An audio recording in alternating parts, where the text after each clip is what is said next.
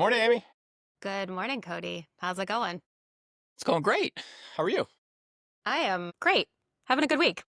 All right. We got lots to talk about today. So, we are going to explore a few things on today's episode. We want to talk about the NCAA's campaign, Don't Be a Loser. Mm, yeah, there's so so much in that one. Funny name, some interesting execution of it. We can dive into that. And then we want to get into, should NIL be a component of education Mm, right now hmm for student athletes, and what are the social impact implications of having so much focus on college athletes in NIL and using them as brand amplifiers, and what does that do to their mental health? Yep, It is May 1st today, the beginning of Mental Health Awareness Month. it is. Which is a great month, and also I wish all of the conversations weren't limited to 31 days. But good time to dive into some of this stuff because there's so many different aspects, and that I think we're uncovering with stories around the different leagues and in youth sports, and like you're talking about collegiate NIL. So it's a good time to be talking about it. Yeah, well, let's dive in. Let's dive into, because I think both of these stories actually do have mental health through lines. So this campaign that the NCAA ran during March Madness, it was essentially an anti-bullying campaign. Did you see the spots that Yeah. during the games? And yes, and it seems to be a long-standing campaign around just betting, really. And there's multiple components to it. There's the component about trying to get students not to be part necessarily of the betting culture. And then there's this second layer that they just added on, which I think is what was debuted recently, against bullying based on betting. So how the students are getting harassed online because of something that happened in a game and trying to get other students not to take part in that, or general population public not to take part in bullying the students because of this. And it's like well intentioned, not well executed.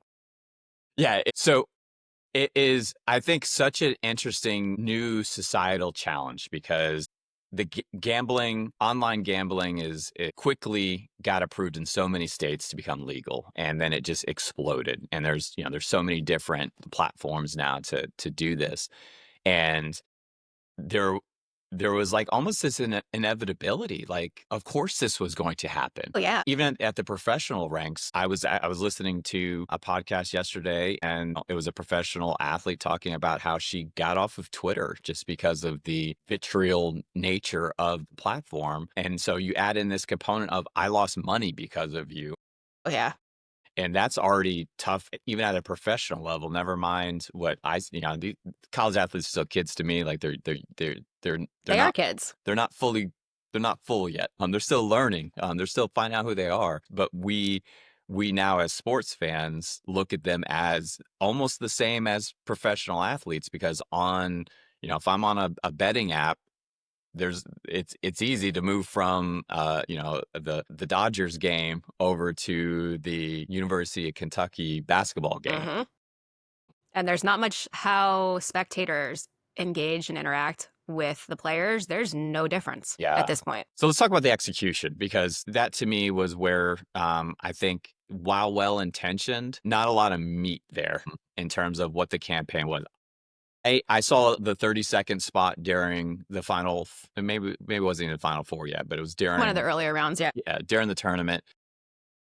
And yes, the message, like, don't be a loser, right? Don't take your betting loss and take it out on whoever that kid was that missed a free throw, or messed up your parlay or whatever it was. So it immediately caught my attention because of our work here at Win Win. And so I went to go find more about this. And essentially, you get over to the NCAA's website, and it's one page, and it's just filled with the different, you know, creative that's out there. So there wasn't more there. And that was the part to me that, from an execution standpoint, like, you need more. I've never been a fan of I guess, of just PSAs. They have a spot, Yes.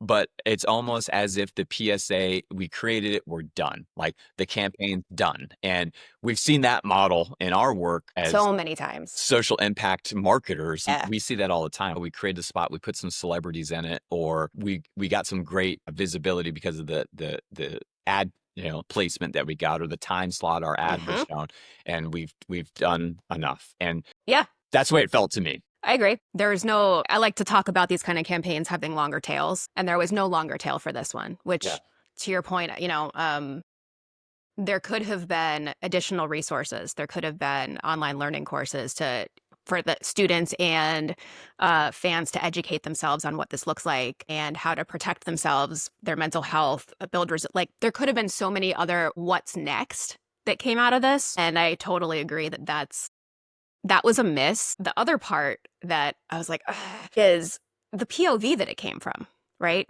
So it's basically the NCAA saying, don't be a loser. And if you think about what is resonant, especially with a younger demographic, it's not these messages coming from authority figures. If they're coming from the establishment, it's almost automatically an immediate off switch. And so there could have been such a better way to get into that. Something as simple as talk to student athletes who have been affected by this and have them tell their story. And then you start to realize, like, "Oh, this kid, this athlete's just like me. That would suck if I was in that position. Let me rethink this." But the perspective that it came from almost made it ineffective before the message even got out. Yeah, and in the wider sports landscape right now, the NCAA is not the most reputable brand. Yeah. The stewardship through the NIL process has been challenging. My take is I think Charlie Baker took the role of NCAA president to fix it. So I think he had good intentions. I think he was using it as a stepping stone for some bigger political aspiration coming up in the next presidential cycle. Because if you can fix college football, You can fix other things. you can fix other well, and it's also building a good fan base or Yeah. building a good political base for yourself because you're tapping into fan bases. I don't think anyone could have predicted how quickly the institution of the NCAA unraveled with NIL, with transfer portal, with everything that's going on in the space. Because of that, like the brand of the NCAA is not in a good spot. And so when a campaign like this comes up, to your point, where it's just like the authority figure who's lost a lot of credibility in the space is telling you not to do something, it's kind of like it's a waste of 30 seconds. Agreed. And so much money, right? Those 30 seconds cost so damn much from a production standpoint, from an airtime standpoint. And to the point earlier about, the what's next, the long tail of it, had that been framed in a different way or the money reallocated into something that was actually a little bit more tangible versus just a 30-second spot, could have made a whole lot bigger of an impact. We're just at the starting point for this as a problem too. So this is where like I'm glad the NCAA addressed it. Yeah. Yeah. But it's just the start of the problem. We don't understand right now the impact that this is having because research isn't there. The depth of understanding it isn't there because these things haven't been going on long enough. When anecdotally we hear from players, we hear them getting off of social, we hear the impact it's having on Yeah. their mental health. So Yeah. tying this back to it being Mental Health Awareness Month, those are real. And these are real kids that are struggling with this because some dude missed out on his $13 bet.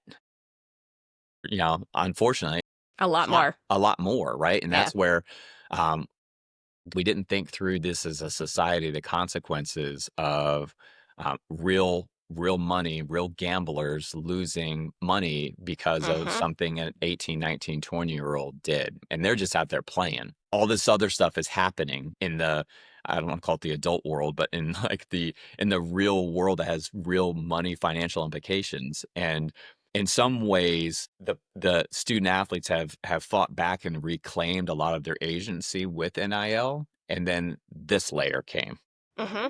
and it's like another layer of adults making a shit ton of money, in which the product, the students aren't benefiting at all. In fact, it's the opposite. Yeah. Like, Yep. they're it's to their detriment that that college sports betting online exists. And I don't have a solution, right? So but I think it's an important conversation that we have to think through some of the implications of the business side of Mm, what we're building in very much. sports, because it has implications for 19 and 20-year-olds who aren't benefiting at all.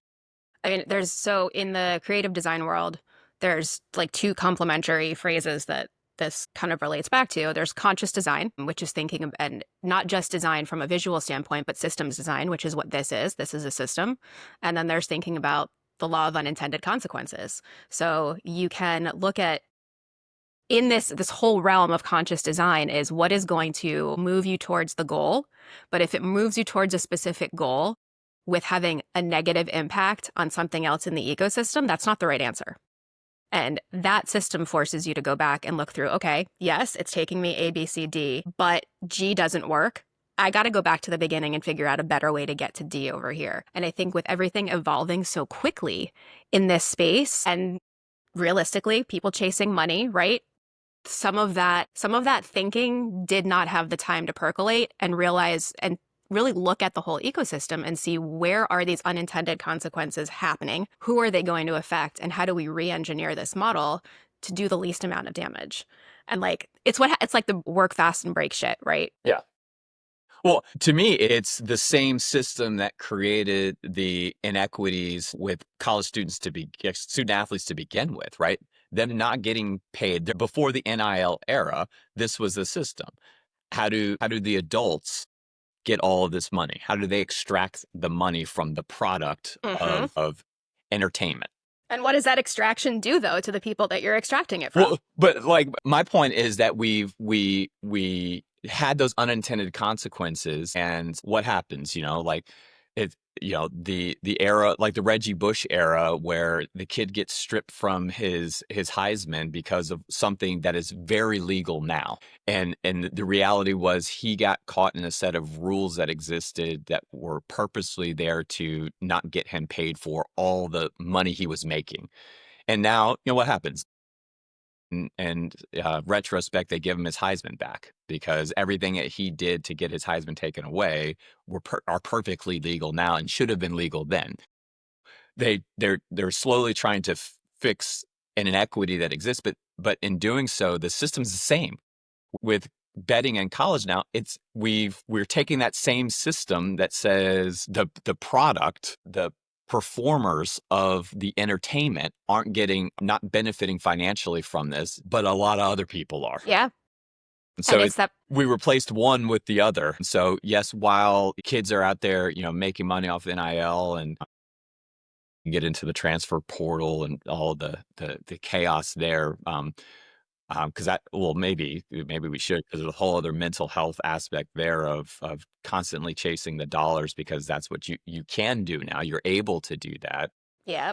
but these are kids and they have no continuity with their education, with their life, the stability that comes with that. They're chasing, NIL money because they can now, but those are the same kids that are the ones that are able to benefit at a high level from NIL are the ones that are absolutely getting destroyed on gambling Yeah. Because related yep. bullying, Yep.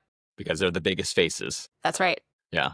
And I mean, not to mention, so the whole transfer portal, it's akin to a social media popularity contest also. And the mental and emotional ramifications of, you go into something with an expectation and it doesn't turn out that way. What a huge weight of self-doubt on these kids and of like if they are not prepared for the reality of what can actually happen in there, they can be destroyed. And I don't know that there's any protections being put in place from, the ecosystems that are even closest to them, coaches, family members. There's got to be a reality check at some point that's like, this is not always going to be glamour.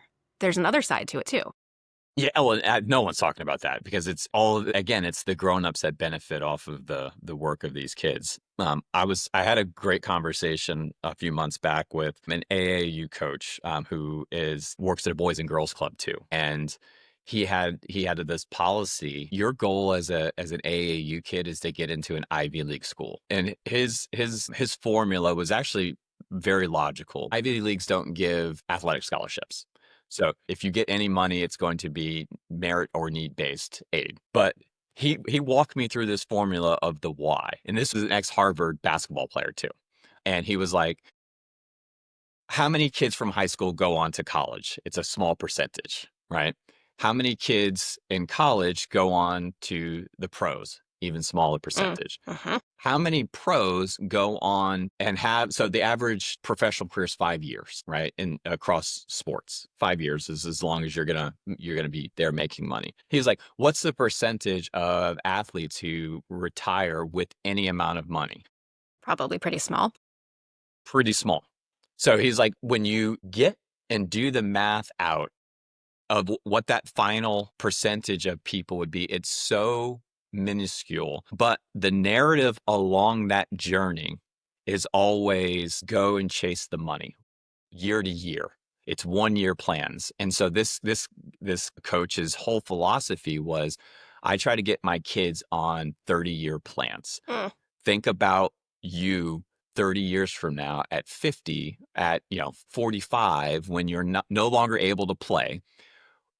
What are you going to be doing for money? And even if you made $1 million a year in college and you went and had a 5-year career, you'll have a certain amount of money, but not life-changing money, not enough to sustain yourself for the rest of your life and your family. And and then obviously in that journey, you've got agents taking their cut, you've Oh, got yeah. your entourage taking their part, you've got people who you feel like you owe. And there's there's a lot of research and a lot of media that have focused on that, right?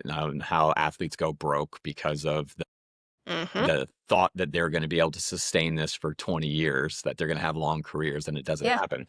And how many people it takes to maintain that.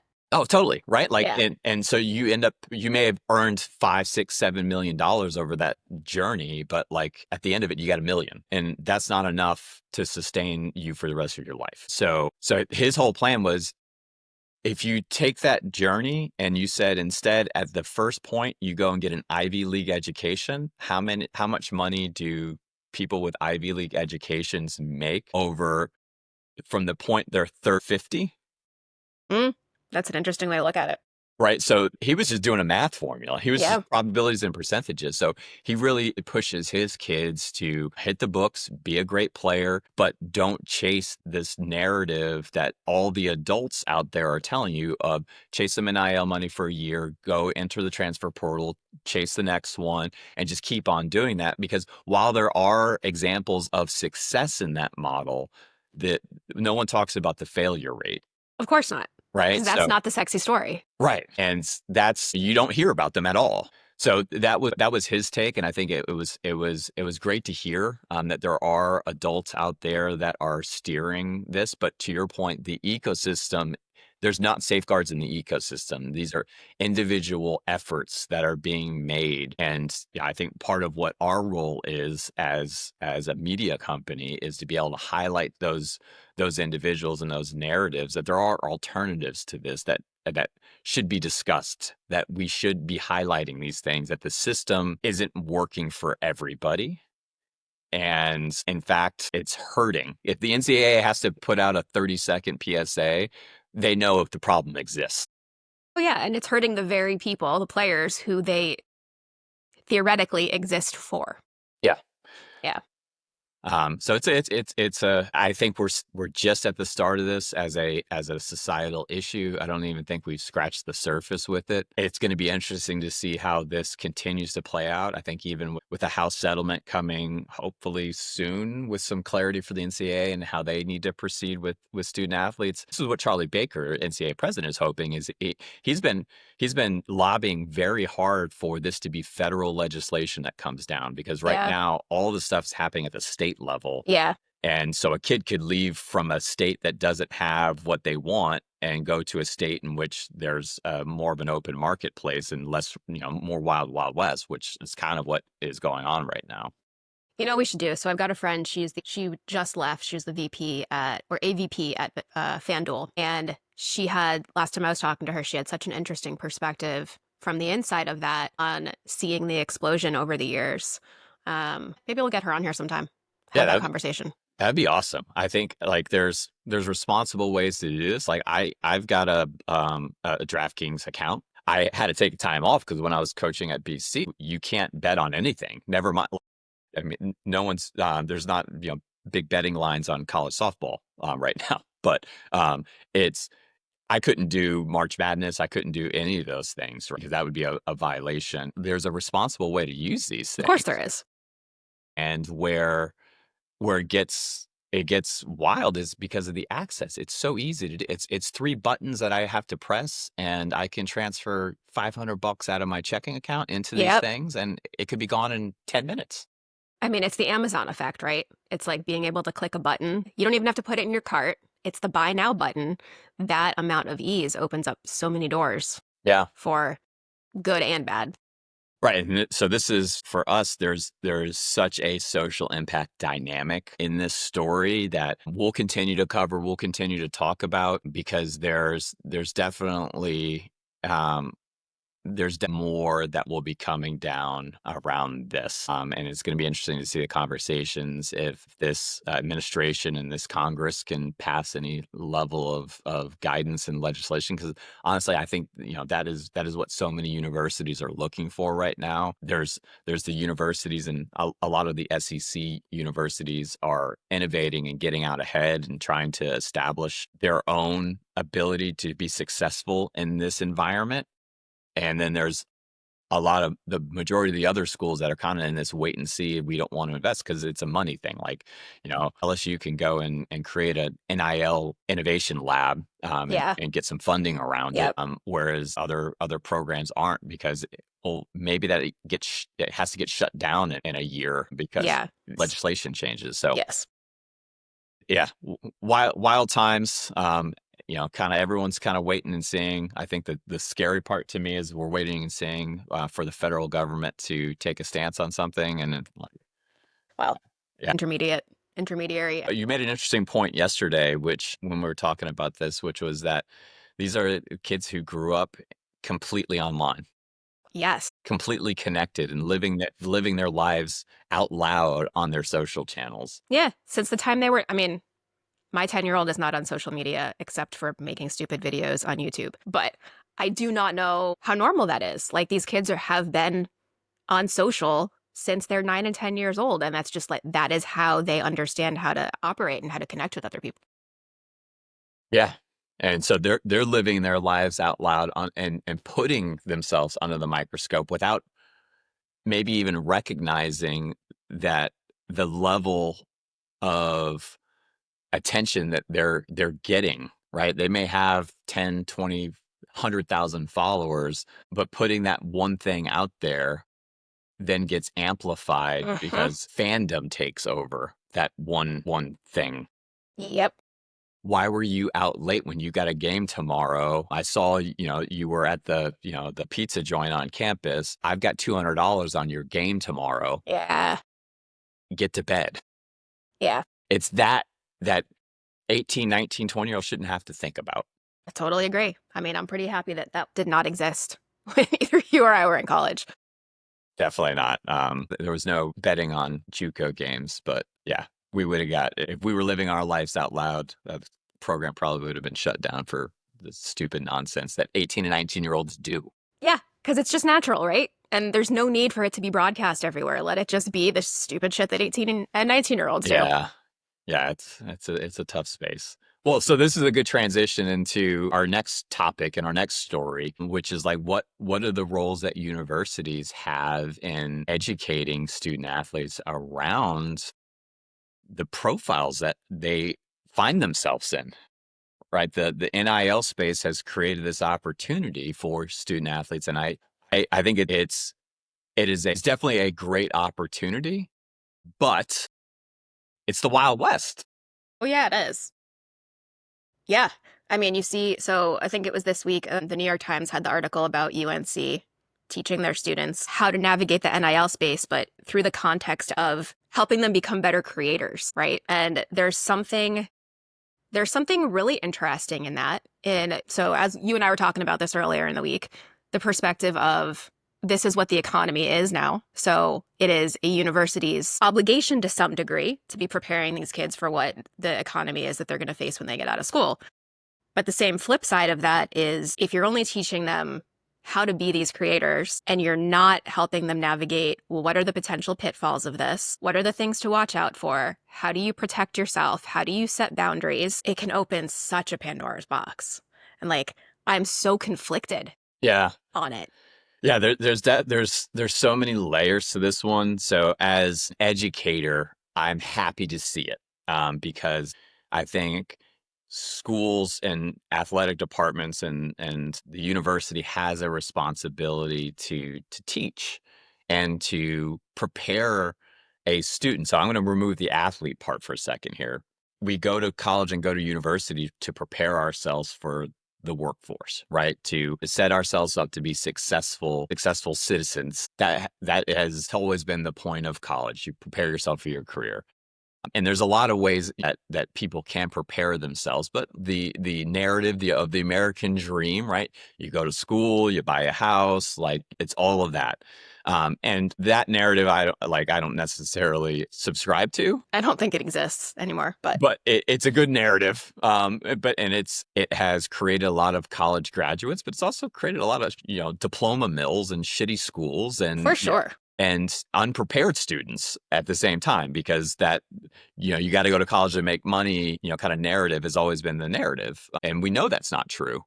My electrician makes way more money than I do because there's so few of them, and he's really good at his job, and Yep. he's created a business for himself because Supply and demand issue. because the market Yeah. says that we value you, and that's great. So there, I don't necessarily believe in that narrative. If these kids are going to be in school so I'll bring the athlete part back in now. So, and they are athletes, and we in society, we in American society in particular, we give, kind of a special place for our athletes. Like sports means something in this country. Athletes mean something in this country. That's why we started Win-Win, because we know they have this platform in which they can create more change, where it can lead, they can drive the narrative because of the place that society puts them. So from that perspective, like they need to be taught how to do this. They need to be taught how to use these mediums in ways in which that are going to help them further in their career, because this is something you and I have been struggling with as building this company, is that the clickbaitness of the modern economy is real. Right? Like, It's real. Yeah. so we're going to get done recording this, and you're going to go create a thumbnail of me acting all fucking goofy. Yep. And it's how good the thumbnail is will be a direct correlation with how many views we get on this. Yeah. Not the content. I know. Not the conversation we're having. That will sustain the audience, but the building of the audience is how goofy and wacky that thumbnail looks. And that's wild, but that's the reality. That's the reality. So from that perspective, I think I applaud UNC and any school that is providing an educational framework to teach what that looks like. Yes, I think it's a yes and. I think it's a yes and do that, and you also have to teach about the ethics of it and the personal implications on relationships with people around you, on the way that you view yourself. If you are learning to measure progress and worth by this clickbait economy, by how many likes you're getting, how many views, how many shares. I mean, there's oodles of academic studies out there about the detrimental effects that has on a young person's mental health. And the way to combat that is by knowing about it. Like, just understanding that this is going to fuck with my brain a little bit, and I need to make sure I'm not internalizing it. Doesn't mean you can't do it, but it's like, same thing with gambling, right? How do you do it responsibly? How do you teach the students to engage in this, but in a way where they are going in eyes wide open? Yeah. And they've got the understanding and also the support system. That's what I don't know if that part exists right now. Yeah, I don't know either. I think that One of the challenges that I've seen since we've gotten started with win-win is there isn't necessarily this clear line between college sports and professional sports in the sense that professional sports is entertainment. It is a business of entertainment. How do we get the most eyeballs on an NFL game? How do we get the most eyeballs on a hockey game? But at the collegiate level and at the youth level, it's about other Development, things. right? It's about Yep. using sport as a vehicle to make better humans, to teach teamwork, to teach Mhm. leadership, to teach perseverance, to teach all of these lessons. But the moment in which someone gets paid, those things aren't as important anymore because the performance becomes the most important thing. And this is where there's not that clear line anymore. So I mean, once a day, I get into some barb on LinkedIn that's essentially this, where someone says what I think is something stupid about the how college athletes should be, and I'm constantly like that voice of like reminding that they're just kids. But there's a big part of fandom out there that is they're watching this for entertainment. And that's the whole issue with NIL is that these kids started to recognize that and started to say, I want part of this money too. Well, yeah. Yep. Because you're out there selling the TV rights to ESPN and to Fox and to whoever, and you as universities and you as conferences are making shit tons of money, and I'm not. So that line got blurred where we stopped thinking that. I'm thinking of another NCAA PSA right now, which is Yeah. they used to run this, which was I'm going to forget the exact line, but like most of our athletes go pro in something other than sports was like the Mm. campaign. Yeah. And it was this idea of reinforcing, and that statement is true It's that very true. most NCAA athletes aren't going professional. That fact, I think, has been lost because these kids are on national television. These kids are able to be gambled on. These kids are in my video games. They're everywhere. And so that delineation is missing. So to your point, like there needs to be more safeguards created if we're teaching these kids to become creators and to amplify themselves, which amplifies the sports business economy, Mhm. we got to do the part that remembers that they're just kids Yeah. and they need to learn these other pieces of things. I mean, it's not so different than I think what probably needs to get put in place in the professional realm too. I mean, you still have, there's younger athletes. They're not kids necessarily anymore, but they've come up in this same sort of culture. And even at 25, 27, right, when you've spent most of your life with a digital presence and a persona, but you haven't been taught any of the other side of it. Like you see, some amazing athletes have been speaking out about mental health and the pressure of being seen just as a performer, like you're talking about, because sports is entertainment. And I think there is starting to be a little bit more of an understanding that even the most elite professional athletes, they are not just performers. And like people need to remember that. You're still looking at, people who are making $20 million a year in whatever league they're playing in, they're still humans and there's still other stuff that surrounds them. And like the more that I think we can just remind people about that in sports culture in general, well, the better off we'll be. It's a balance, right? It's never going to be one above the other, but it's like how do we just make sure that both sides are considered? Yeah, I'm happy to see the explosion of media that is covering athletes off the field. Yes, their backstories, who they are as humans, what Yeah, matters to them besides the score. all the documentary and all the like the Need for Speed, like the immersive series that are being produced. Hard Knocks, we talked a little bit about that. That's a different situation at the college level right now. But I'm really happy to see that. I think what we're trying to do is really highlight how the the good actors out there, whether those are the athletes, whether those are the teams, whether those are the leagues, whether those are the brands that Hmm. are highlighting these things, that there's an appetite for this media that is out there. I mean, like once a week, there's a new documentary. You got to watch it. I'm like, oh my God, like there's only so much time in the day. I don't know how everybody watches all these things, but I think where the niche sports is still a vehicle.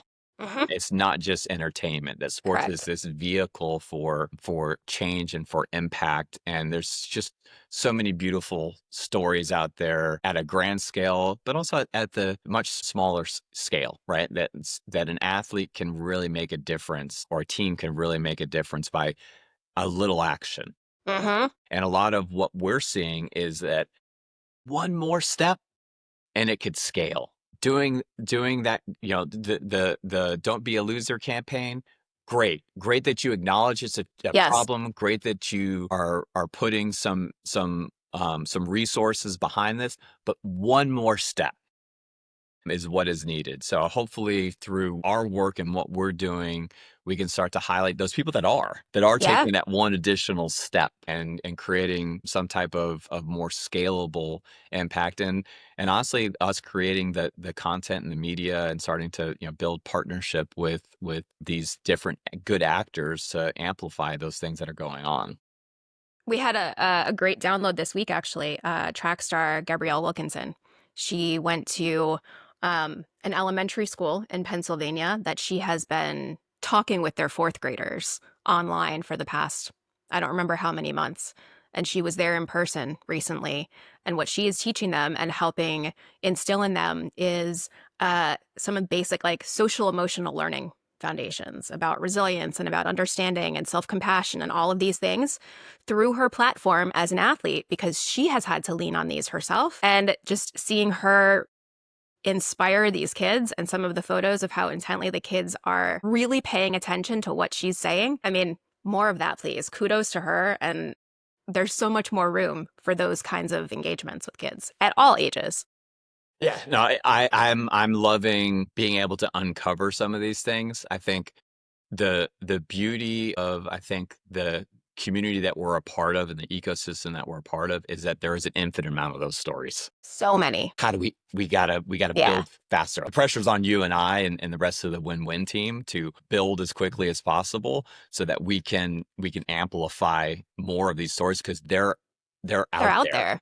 There are already so many folks that are doing such good stuff that today we're talking about some of the negative things, but it's for awareness, right? Mental health awareness. So we gotta talk about some of the challenges that we face as a society that really puts a lot of emphasis on sports to be a vehicle for this is what's crazy to me, is like sports is a vehicle of education, a vehicle for teaching, Yep. and then it transitions, and this is that weird spot we're at. It transitions some point to being our primary form of entertainment too. And that's tough for one thing to be. It's a lot of weight to carry. Yeah. Yeah. It's I'm thinking through, just that that weight is being carried mostly by 20-year-olds. Even in the professional ranks, like you get to 30, 35, like they're ready to put you out to pasture because Hmm. There's the new class. the draft is coming up and there's a whole bunch of new stars. And in a lot of ways, we know these new stars better because of NIL, because of social. We know before they get to the league who they are. So the great example of this is the NFL draft was last week. Shador Sanders went very late. ESPN had the best ratings for the draft for day 2, 3 ever, because he dropped so far down, because he has such a high profile because of his ability to utilize NIL. Obviously, having Dion as your dad Doesn't hurt. doesn't hurt, but he's built his own media empire on his own accord. He was a great quarterback at Colorado. Like he's done all the things he needed to do. Um, so there was a direct business implication from this kid, Yeah. you And know, he is a kid. and he's a kid. But we know Shador Sanders better than we know most NFL quarterbacks. I could probably fire off 10, 12 starters. The other 20, I would struggle to find, but I know the 5th round pick of the Cleveland Browns. That's wild. Yeah. So that, yeah, there's definitely this part that we can play and being able to highlight the good stories that are coming out of sports and that transition from it being a tool to being entertainment. It's an interesting dynamic for us to continue to explore through our work and how social impact and philanthropy weaves in and out of that. Because it's the beautiful thing about, I think, sports is that the social impact philanthropy happens at all those levels, Oh, whether it it does. whether it's little league Everywhere. all the way up to the highest level of professional, sports. That's going to be fun for us to continue to build around. Yep. And I think as more of these emerging leagues and even these emerging sports start taking a little bit of the spotlight, there are we're going to be finding so many more stories of athletes that have not been mainstream or household names and sports that haven't been to date either. But there's so much good going on because they're so embedded in their communities. That's going to be beautiful to be able to uncover and share also. Yeah, well, we shared one of these stories a couple days ago on our LinkedIn page of the Players Trust.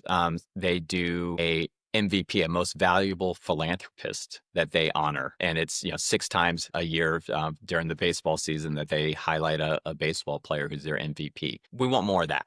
Yeah. Hell yes. That there's how we view these athletes. Hopefully we're adding a dimension of the impact that they make in their community and society, and not just what they do on the field and how much money they can make you off of a gambling site. Yeah. I mean, I would venture to bet most of the athletes out there are really good humans. And we just need to be amplifying that piece more. Yeah, so perfect little segue into a tease for a show that we're working on right now called Legacy Lounge. What we're going to be doing is we're going to be sitting down with current professional and retired athletes at the collegiate, pro, and Olympic levels. So everywhere in between, and being able to have some conversations with athletes directly about what missions, what challenges, what things in society matter to them, and how did they tackle those challenges and build their philanthropic portfolio, their social impact endeavors. How did they do that off the field? Why is it so important to them? So we're going to dive into a lot of great conversations with these athletes and hopefully profiling the, kind of the other side of them, the things that really matter to them. So we want to highlight some of those and have some great conversations, and Yeah, I'm so excited for this. maybe uncover some things we didn't know about your favorite athlete, and some of the things that matter to them. It's going to be great. I'm so looking forward to these conversations. So we're going to start recording those in the next couple of weeks. So we look forward to posting them on our YouTube channel here and start building out some more conversations around sports and philanthropy and that intersection. So definitely make sure you're hitting subscribe and following us on different social channels. Instagram and LinkedIn is where we're focused now. Also, be sure to subscribe to our newsletter over at that'sthewinwin.com. That's a weekly Wednesday drop. And it's kind of a best of everything that we're seeing in the sports philanthropy space for the week.